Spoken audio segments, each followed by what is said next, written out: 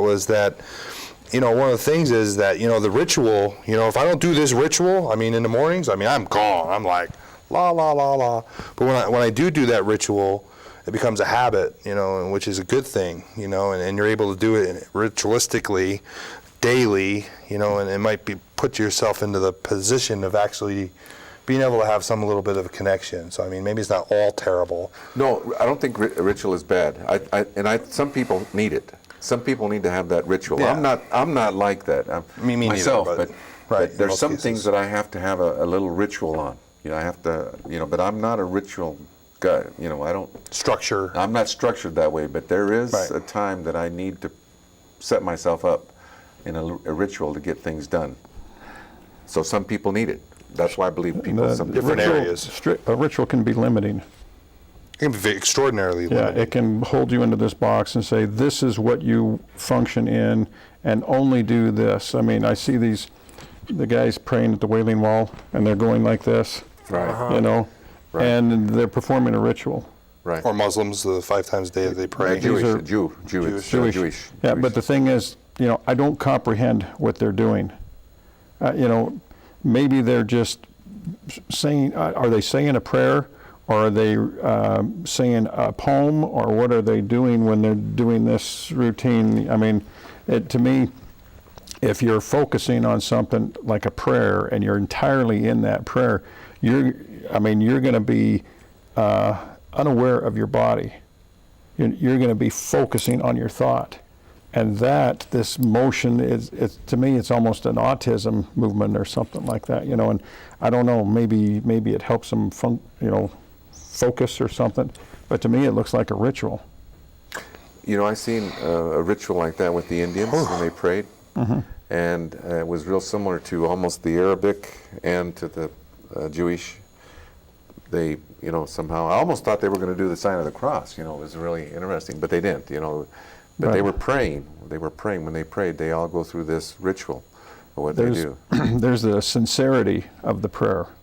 And I was in a elders quorum before I went on a mission, and there was a guy who was talking, an elder who had returned from a mission, and he talked about how he prayed that he would get a greater contact with God or of something of this extent. And all of a sudden, he was praying and his eyes were closed, and all of a sudden he could see this light. And he started going, "Oh no, God, I'm not ready, I'm not ready." And then he realized that where his picture window was, there was where the cars would pull in, and somebody's headlights came in and shone on him. And then He said that? yeah, he said that. And there is something of the effect of people who are in a structured belief are held within that belief and not able to grow beyond that belief. There's a fear of going beyond that structure. And so a lot of times there's a fear of, oh, dare I ask this? Dare I ask, you know? Or should I just conform to this? And I think a lot of the religious prayer, I think that holds people into that and doesn't give them that ability to grow beyond that. I think so too. Yeah. But I mean, I don't know. I've never heard a church ever tell you can't. I mean, you know, you're suggested to pray away, or you know what I mean. And this is the structure. But I mean, I remember, you know, I had a conversation with one church leader, and he was like, you know, I'd like to sing and pray. I mean, I would experiment, regardless of someone saying maybe you shouldn't do that, you know, and they give you the cross-eyed. But I guess, you know, there is a lot of group kind of, you know, enforcement of, you know, wow, you do that, you know, or, you know, kind of strange. But I mean, like, one of my favorite ways of praying, I haven't done it in a long time, this show has been really good for me. But like, one of the ways I like to pray is singing, you know, kind of like, you know, they do psalms, you know, poetry and stuff, you know, being creative and singing. And I don't have to be like, you know, on top of a mountaintop in some kind of, you know, complete clear calm. You know, I can just be driving down the road and singing a prayer, you know, for a friend or myself or wife or kids or whatever else, you know. So I don't know, man. It's like, this has been really eye-opening to me anyway, because, like, you know, there's so many different ways to pray, per se. You know, it's not just, you know, calm or meditating or Dear Heavenly ritual. Father. Dear Heavenly Father, you know. Yeah. Or what about the authority, going around the line of authority? I remember, I think it was Bruce R. McConkie, he was a Mormon apostle. He said, it's our jobs to receive the inspiration and it's yours to follow. Somebody had asked him a question about something, and this was the response that he gave. I think it was Bruce R. McConkie. He was never excommunicated, was he? No. He's an absolute ruler in religion. No, but Bruce R. McConkie, he had his way of thinking. And absolutely. Yeah, but the thing is, that's a control. Right. It is. That means, within the that order. means if you were to receive an instruction outside of the box here, Right. then you've probably, you've either made it up yourself or gotten some scrambled signal or gotten it from the devil. Or that upset me once when I heard that in a priesthood meeting. Someone announced that, and after having had the experience that I had, I called the man a liar. He wasn't speaking there in the place, but I spoke up and said, "This man's lying." So this man's full of bull. He's not telling you the truth. And you have a right to go to God just as well as anybody else, of anybody claiming that they have any authority. If you read in, what was it, Jeremiah 17:5, it says, beware the arm of flesh, and what is it, something about cursed is he who trusts in the arm of flesh, and basically wanders from God. You should be tying yourself to God. God should be your anchor, not somebody who's sitting here and is assisting you along the way. He should not be your anchor. He can give you direction and give you suggestions, but God should be your anchor. And if you take everything that they say, then you're going to follow whatever direction that boat goes, and if it sinks, you're sinking. Christ described it as the blind following the blind. You need to have your own connection with God, and this is the best way to do it, is through a prayer.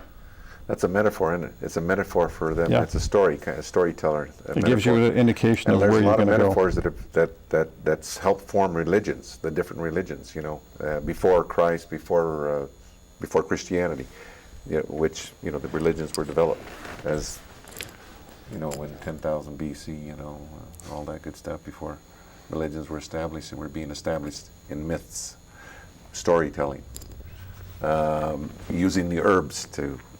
Well, you look at it, in the Old Testament, they've got all these sacrifices of the lambs and the goats and the sheep, and what they're doing is they're making it acceptable to kill. They're doing it for God, and they put the blood on the altar, but they're making it as an acceptable thing to kill so that they can eat. Right. Exactly. And a lot of it they give to the priests, but there's some that they burn to ashes, and those that they burn to ashes, they give it all to God, and then they have to bury it outside the town, on the edges of the town, It's interesting to see that, but they've got their myth established so that they can justify the taking of a life of an animal, and that they can justify eating. Right, exactly. It's a religious ceremony. Remember that one video we saw? It was, but they remember that they used to, they cooked up a bull, and then they made the sacrifice to their god, but then they shared the bull with the community.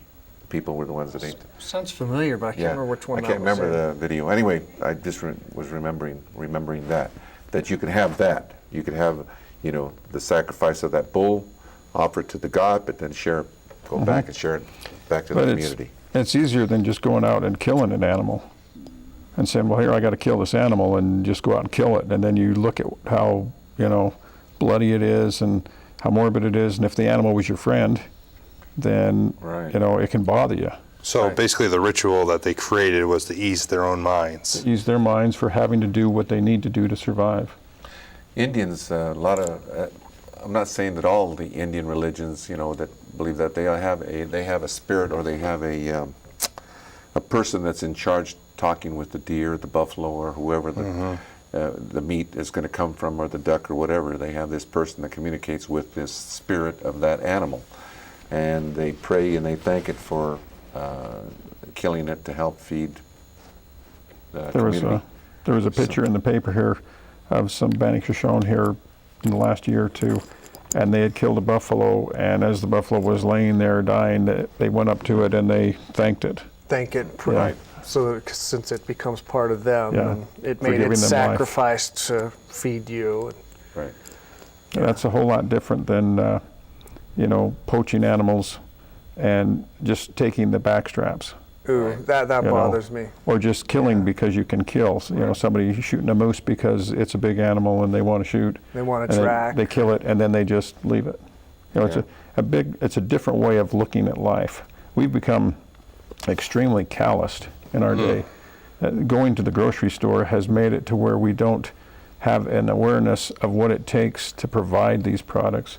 And so it's very easy to just treat it as a thing and not with respect. Brush it off, right? As a matter of fact, I saw this thing where a gal said something along the lines of, some ignorant woman said something along the lines of, we should never hunt because we should get our meat at the grocery store where they make it. Where they make it. Where they make it? Are you kidding? Oh my goodness. Well, that's where the milk comes from. You know, it's the grocery store. Yeah. Hey, by the way, Brock, I was going to ask you, you're 17 years old, but have you ever prayed? Do you pray? Do you believe in prayer? Yeah, I do. Do you? Yep. That's cool. Do you have any opinion about it? I think it's good. You think it's good? Soul. I think everyone should do it, You think everybody should do it? Okay. especially when, I don't know, when you're going through depression and stuff. That's when it helps out the most. You're guys right. It does cleanse. Now, very did much. and when you're going through depression, Yeah, just going through some hard times and stuff. It's always good to have. was that something that was taught to you, or did you learn that in? I kind of just grew up on that. I see. Okay. Gone through a lot. So, Okay. This is a 17-year-old that we're talking to, our cameraman here, and that's what he believes. So, thank you for your.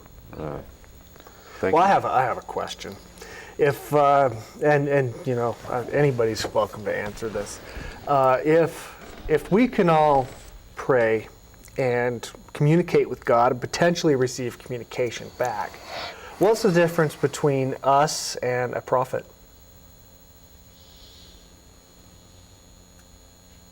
You know, if anybody can do it, is a prophet just a title, a term? It doesn't really mean anything, or is a prophet literally, you know, got God on his speed dial? Right. You know, I mean, this for me, like, I mean, one of the hardest things for me, like, you know, is like being able to see stuff that happens before it does. You know what I mean? Like, you know, and feeling concerned for somebody that's about to go through something, or, you know, I've had a couple of those experiences, you know. And it's like, you know, at the time I went to a church that said, you know, I couldn't have any revelation except for myself. How did they describe that? You know, I was like, man, I think that guy's gonna hurt his arm or leg, and you know, 2 weeks later the guy has a cast. Yeah. I mean, how is that? I mean, am I the next prophet coming? I don't think so. But I mean, I'm not. The experience for me is not unique. I mean, I know other people have had those kinds of absolutely kinds of experiences. So I mean, I'm not unique per se. You know. So I mean, was there many prophets? Is there just one? I mean, I think it's a good question. Maybe has this many phone prophets. call here will answer it. Maybe the answer's right here. The answer's Shall we- here. Yeah, no, Okay. definitely. Please do. Okay. La Voz Latina. Please Hello. don't shoot me. You're back again. We You're missed back. you. All right. A prophet helps people every day, or tries to help people every day, and never gives up until death. Okay? Okay, bye. No, I was going to ask you a question again, and you got away from me. Okay. Well, thank you for that, though. Thank you. That's. Did you hear that? Yeah. That was your answer. So he helps everybody every day. I got Every that day part. to his or hers death. His or Because her I think death. it's a her too. It could be a her, right? Priest or priestesses. Yeah. Yeah. Prophets could be female too, right? They're not just males, right? Yeah. Who was the one in the was it Old Testament? Was there a female prophet? I can't think of one at the moment. I'm trying to think. I remember the Female prophet? I don't think there was in the Old Testament. or was it a New Testament? I remember a There story were- about a woman, Ruth. No, it wasn't Ruth. I'm trying to think. There was one There's woman Ruth who was. in there. I know there was Ruth in there, but it wasn't Ruth. It was the other one. Some woman that was blessed with visions and such forth. And there's been a lot But I of women. don't think that they have been call her a blessed. prophet. They didn't call her a Yeah. prophet. No, and I don't think there's so. been different prophets in different cultures, Divination, or I think Right. is what they called that. right? In the What is it Greeks, called? Divination, Divination. I think is- so. Yeah, the That Greeks have had means- them. right? It's Greek. more- Yeah, divination is the act of seeing beyond, like crystal ball gazing is divination. Okay. Tarot card reading is divination. Palm reading. That's all. These are all forms How about of Edgar divination. Casey, the modern prophet? That any type Nostradamus. of seeing beyond basic sight is divination. Any type of Okay. Yeah. Okay, that's clear to me now. Because Edgar Casey, in his documentary, and he said that what he did, that anybody could do it. He said that. He said it was just that he does it, but he says anybody could do it. Yeah, They some just people have are to very, work very at it. good at it too. Yes. But in the Old Testament, there's several instances where there were hundreds of prophets in an area, a couple hundred prophets, and but you might have like was it Esau or Enoch, who was the one who got the message that made one of the Jewish kings a king. But in terms of a prophet, I think it's all relative, depending upon the audience you're addressing. Some people may think a prophet is of the old days and doesn't exist anymore. Some people may believe that you can be your own prophet. And then you got others who believe that they're president of an organization, a CEO of a corporation, which happens to be a church. And the leader, and they believe that they have the ability, whether they do or not. Yeah, right. I see. And then I know of two religions that have that. I think Catholics and Mormons. Yeah, Mormons do have always their top dog as a prophet. Well, And in fact, their temples are built with a room at the top that has 2 seats. And the only person who's allowed to enter is their prophet. And everybody says, well, why do they need 2 seats? Because God sits in the other seat. Every temple? I do believe every temple, yeah. Don't quote me on that. I could be mistaken, but yeah, I do believe every temple has I've heard that 2 seats before, at but the I've top. never. Yeah, I could be mistaken on the every temple part, but yeah. I've gone to temple lots of times. I even went to the Manhattan Temple when it was being built, and I don't remember. I remember someone saying something about that room or whatever. Do you remember? But I know. you wouldn't have access to it if No. But I Even in don't- construction, they went. But I don't think that you're going to have that in every one. Some of these others are a cheaper temple, smaller models. And Like Yeah, they Palmyra. may Yeah, not. and so- I wouldn't argue. But you could have had it Falls. in a bunch of them, Yeah. prior. Remember that old guy that used to come here and sit down and talk to us? Remember he'd come in and walk in, Steve Rollins, remember him? Before He'd my walk- time. Was it? Definitely before mine. Haven't you guys ever? I think he might One have come time in he a couple came in, times. sat down, talked to us here, He's a New Actually, I Yorker. think he has come in a couple times. Yeah, he's a New Yorker, Oh, is just he? like you are. Oh. A New Yorker. And Cool. you guys think real different. You've got a big exposure of a lot of different things in New You York. mean not all New Yorkers think alike? Not all of them think alike. Well, I love it when somebody asks me, do you know John? Yeah. From Manhattan. Yeah, I know John. Yeah, you you mean know John? Oh, John. We're best Johnny. buds. Oh, John. Yeah, he's like about this tall. Got brown, maybe blondish hair.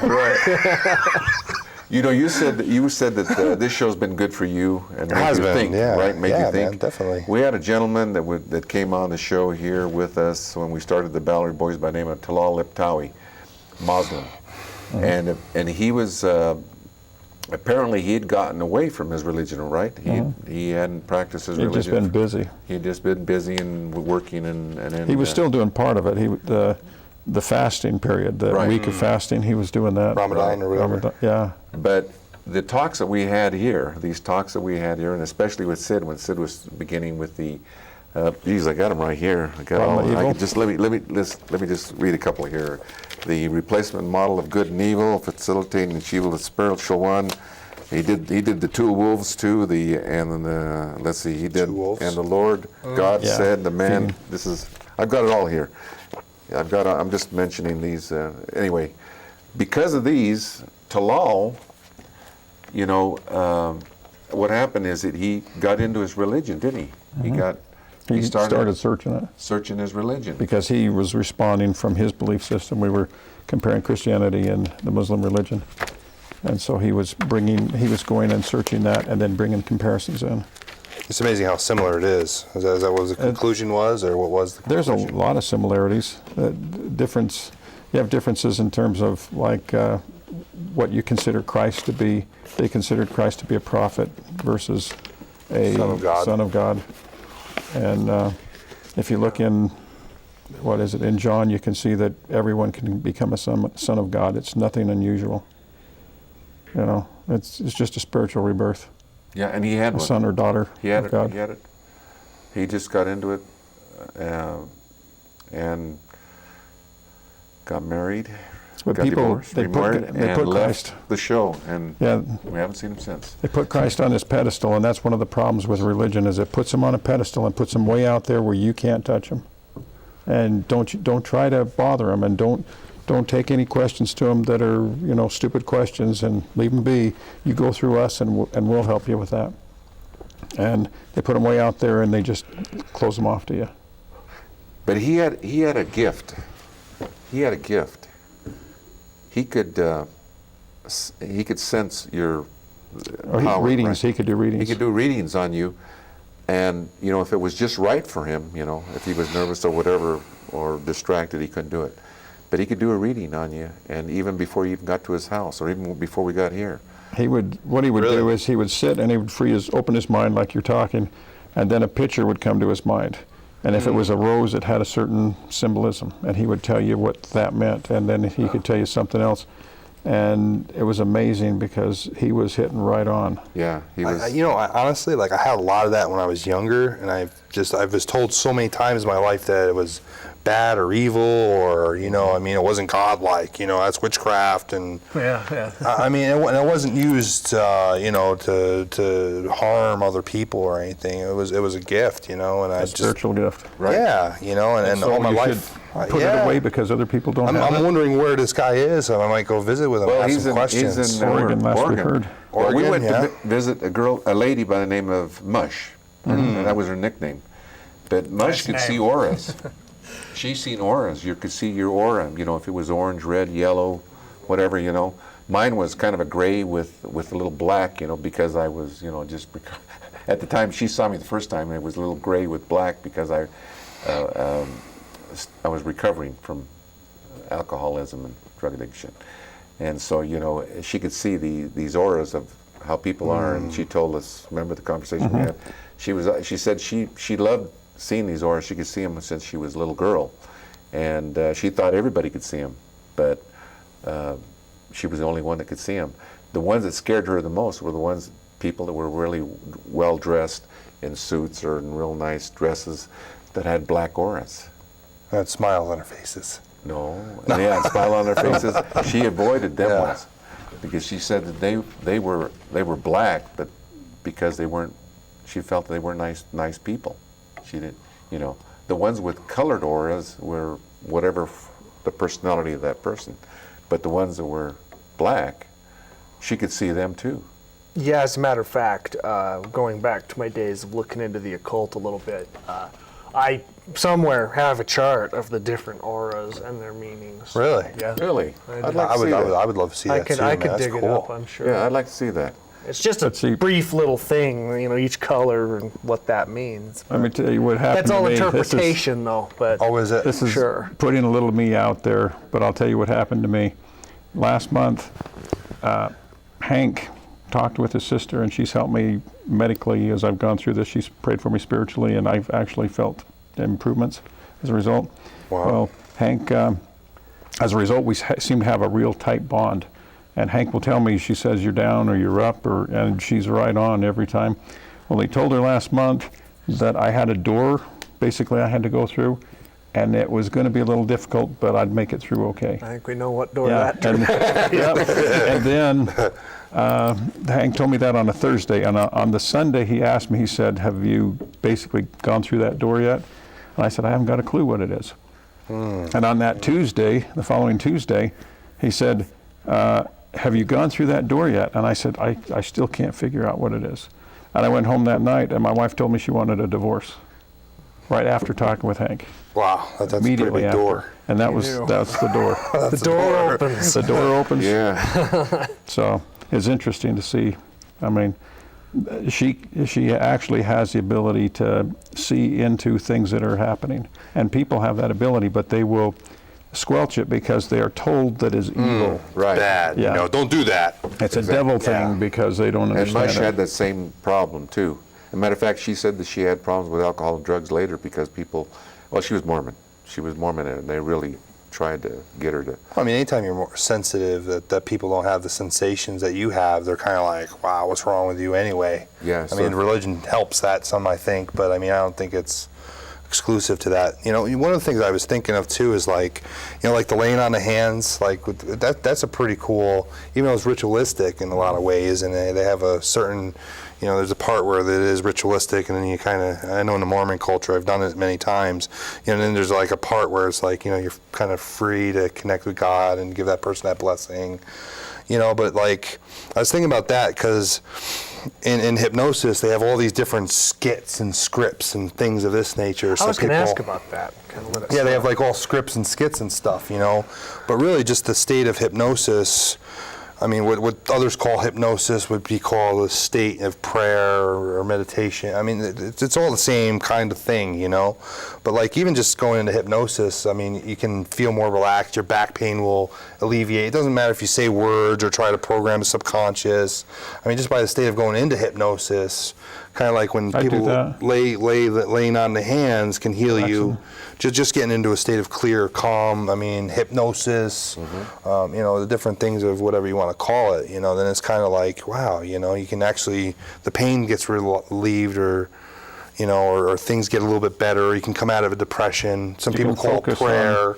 You know, I focus on body parts. Like you start with your feet, your toes, and you work Toes, up yep. and basically make them relax, and you can feel the numbing All the way going on, up. all the way up. And then- that's a form of self-hypnosis. I mean, you know, so is prayer, self-hypnosis, Self-healing too. Is it all kind of the same thing? Is it I think so. hypnosis? Same as the Wiccan? I mean, it's like kind of like sound like it's all. I think so. I think so. Hypnosis. I remember watching. Kreskin was over here at Pocatello High School. He was a hypnotist, and he had a woman that they set two chairs, you know, when they were facing like Yes. this and going out, and he put her heels on one end and her head on the other end, and she was he straight stood as a on 'em, board. And, yeah. Well, and she was right across where she could have fallen, and she was supported by those two chairs. And he probably, did he stand He on it didn't too? stand on her, but her back was just as straight as possible. Her whole body weight was just frozen there. And so you have some kind of inner strength that you can freeze yourself, lock yourself, and not fall where you couldn't do that consciously. Well, people often, sometimes there's a trick in stage hypnosis where you do that also, where you put them on there and then you actually stand on them. Not me, obviously, but I might break someone's back. Yeah. They could take it. Unless they they can were take really, it. really strong. Wow. Well, Then you they know, could take even if they weren't strong or not, I mean, if they were in a state that was strong enough that I could probably even stand on them as big as I am. But I mean, it's like it's a bizarre phenomenon. It's like How do you they, explain that? How do you explain the being able to do things under hypnosis that you can't do? Well, same thing with prayer. I mean, how does prayer operate on the same thing? I mean, how can you pray the situation gets better? And even if the situation doesn't get better, but you react somehow differently, or you go into a state like, you know, with Do you have the chemicals that are being visualization. released when you're praying? Do you think? I think. Oh you yeah. do. I think you do. I would say so. Because it's like adrenaline when you have an emergency and you know, you've heard of people helping other people in real Doing bad crazy things like the woman lifting the car off of her Exactly. baby or whatever. With all that you know. strength, Yeah. adrenaline, and it's some kind of chemical reaction in your body helping you do that. And prayer would be the same thing, same difference. But you know, here's another interesting question: is that chemical reaction a result of the connection? Or is it just a chemical reaction? I'm just like wondering, maybe that's the divinity part of it, or connection, or Well, you know what? I think we That's do. a- We do. I believe that we have a depends on- divinity connection. I really do. I really do. I think so. It depends on what you're talking about. That experience that I had where I actually saw the spiritual light, my eyes were closed, and I was in a dark room and I was praying on my back, laying in bed. I saw 3 beams of light coming at me, and I felt them hit me at my temple. I actually hit behind. And when that hit, I felt this great deal of energy. And then it went down, straight down, and it exploded at my heart. So the And divinity actually helped the created induce that. or Right. created the energy flow caused that. the divinity Outside, God. yeah, outside the body. I saw what I call as a bauble, because I don't know what else to call it. Christ called it the gate. The gate, right? He said, straight as the gate is narrow is the way. The narrow way that I saw was 3 light beams that were like this, and they were concentrated in the center light, but there was a kind of a lesser light around, and those 3 lesser lights overlapped, but it was like a 3 like that, and that's what I saw come down. But as a result of that, I felt this great deal of energy go through my body, and I was laying in bed, and it had a feather bed on. I was in Switzerland, and I had to kick that feather bed off because I just started pouring sweat. Yeah, and I could feel every cell in my body. I got up to look in the mirror to see if I was glowing, and I wasn't. But I thought, I can see my hand, but maybe the mirror will say something else. So You want to hear something interesting? Your profile Yeah, I love is it. based on the divinity creation, how the Maya, the Mesoamericans, Indians, which all of them, is based on the divinity part of your profile, is based on that divinity part of it. Well, I don't understand Of the that. Maya, the calendar, your birth, Okay. your profile, that's under the divinity, connected to Oh. God. Oh, that's cool. To the Indians, they're connected to God. So it's a 260-day cycle, which is 260 days is 9 months of pregnancy, and that's how those profiles were. But it's under divinity. You're connected to God. So you're not born on the exact you same are day. God. You are or like year. God, or with God, or like a God. Oh, that's cool. Yeah. So I could be a prophet. Yes. I shouldn't joke like that. That could be that's the offensive goal. to somebody. I think that's the goal. Do you Yeah. think that's the goal? I do. Yeah. I think the goal is to tie yourself. Read Jeremiah 17:5. 17:5. The goal is to tie yourself with God, to have your own connection with God and not follow man, but follow God, that Well, connection. I named my son Isaiah Jehovah, and, did? and everybody was like, oh my goodness, that's a sin, and you're naming For him after Jehovah? the Son of God, and I did have complete, like respect and caring and kindness to divinity, or higher power, or great connector of us all, or whatever you want Right. to look at it as. It was kind of like an honor of, and Isaiah Exactly. means helper. You of were God. honoring who you believe in, right? Yeah, it was and you totally gave that done to your not out of, son. it wasn't because I think I'm God. No, and people have done that through all ages, time, all all time. different times, from way back. Yes, and whatever God they believed in, they named him. Oh, we have 2 minutes. Hey, I did have one question though. Yeah. I mean, I know are you atheist, agnostic? Agnostic. Oh, okay. Agnostic. Yeah.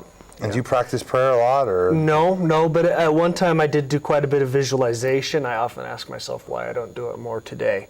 Because if anything, I benefited from it tremendously. I came into a point where I knew myself better than I ever have before or since. And I found that I was able to access, this may sound a little bit frivolous, but I was able to access my creativity in a way that I haven't been able to since as well. Where writing music became, simplified to a point that I was able to do it. I just sit down and just start composing at any point in time and never have any difficulty. Worse, now I struggle a lot more with it. And I go, why don't I go back and do more of that? I'm not sure why I don't. I really should. By Because the way, I have benefited from it. give us a rundown of what you're going to do next week on what is it?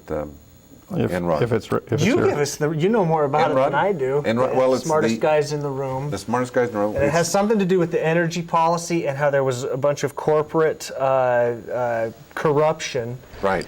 in their actions, which then came to light in the Right. weeks that followed. And Which affected the layoff for FMC and Yes, and right. the It did affect FMC? yeah, it did. yeah, and we Really? should have that for next week. Yeah. So we'll see you next week. La Voz Latina, Valerie Boys, and Brock Guerrero. Thank you for being here. We'll see you next week too. Wow. Okay.